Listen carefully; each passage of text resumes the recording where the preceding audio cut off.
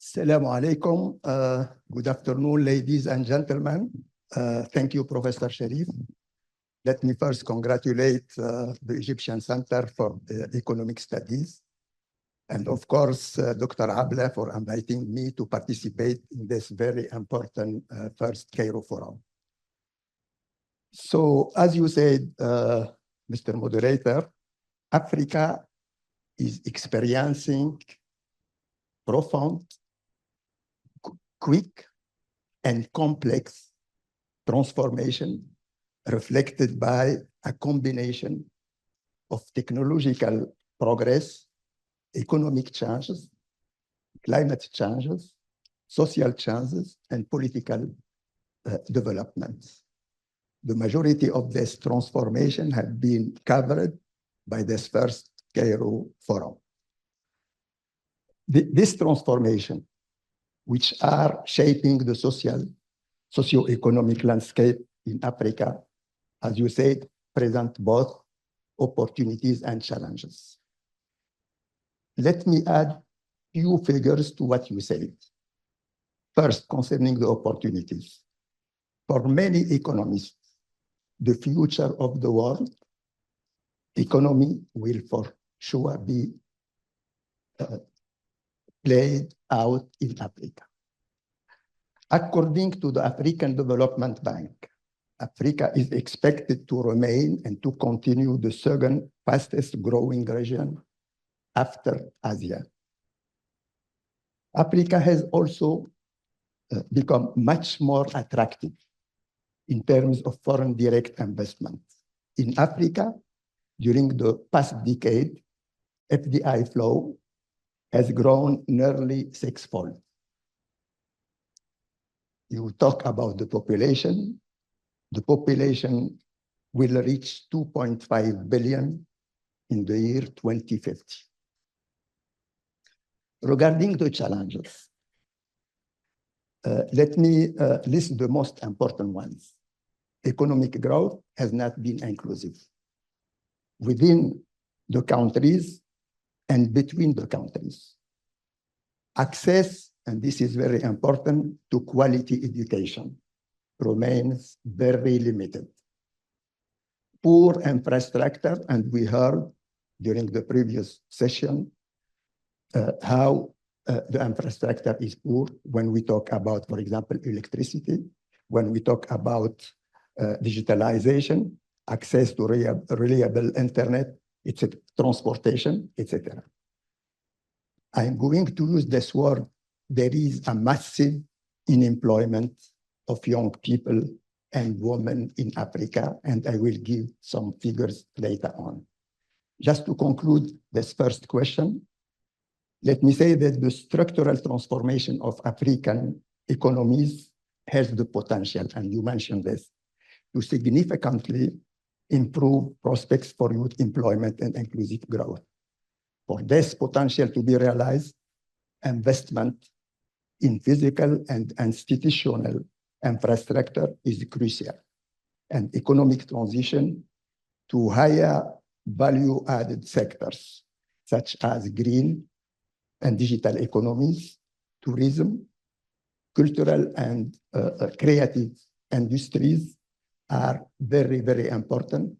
This morning, His Excellency, the Deputy Minister, talked about the strategy of the government in launching this corridor, logistic corridor. These are very important, and this gives a lot of hope for the future when we talk about productive activities, when we talk about trade, when we talk about integration with the value chain at the local and also global and international level. Thank you very much. Thank you, Professor. Let's see what the challenges are. Unemployment, as we said, among young and women is one of the major challenges of the majority, if not all, the African countries. According, and this is another figure which I will add, to the African Development Bank, only 3 million jobs are created annually in the formal economy, while between 10 and 12 million young people enter in the labor market every year. So That's the formal economy. I'm talking about the formal. Yeah. I will talk about the informal.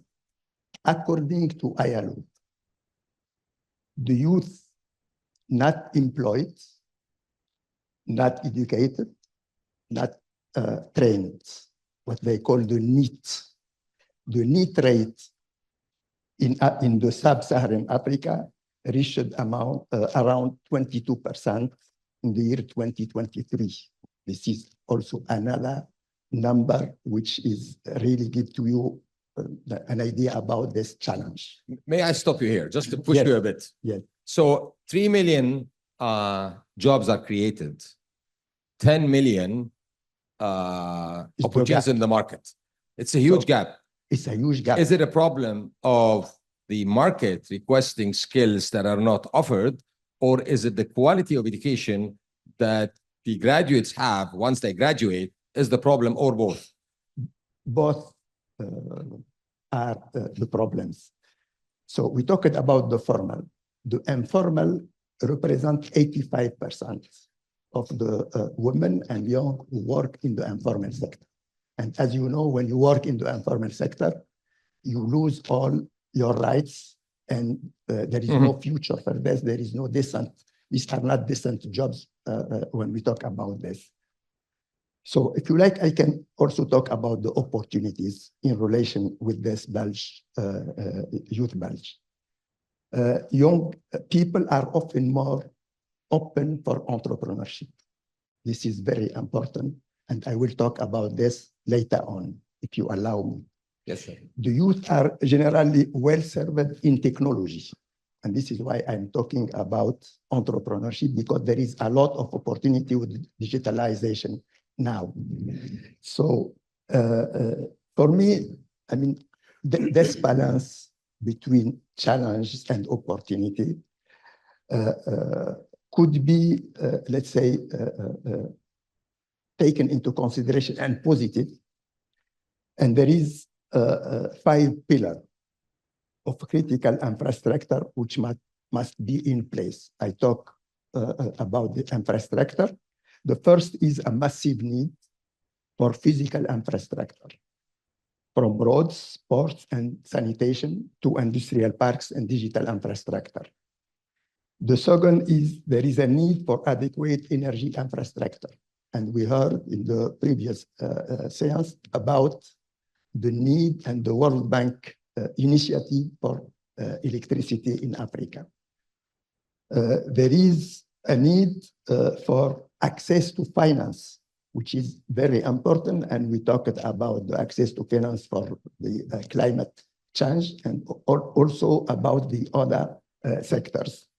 The fourth component is the need for a pan-African regulatory infrastructure, because there is a connectivity, there is a need for, let's say, an African regulatory infrastructure to allow this intra-Africa trade to develop.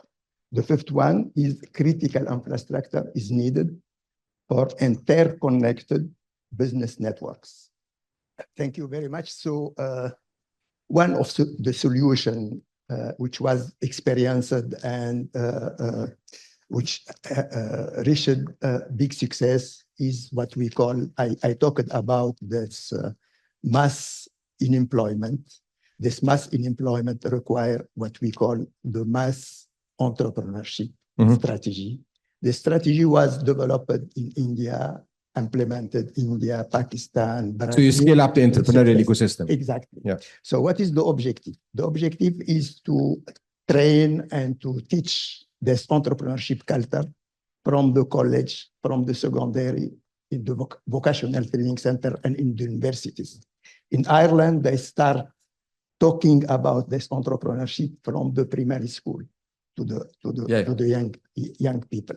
What is the objective of this mass entrepreneurship? Is to have 60 to 70% of the graduated from universities or from the vocational training have their own business, their own enterprises. I think this could be a very good solution for our countries, North and South countries in Africa.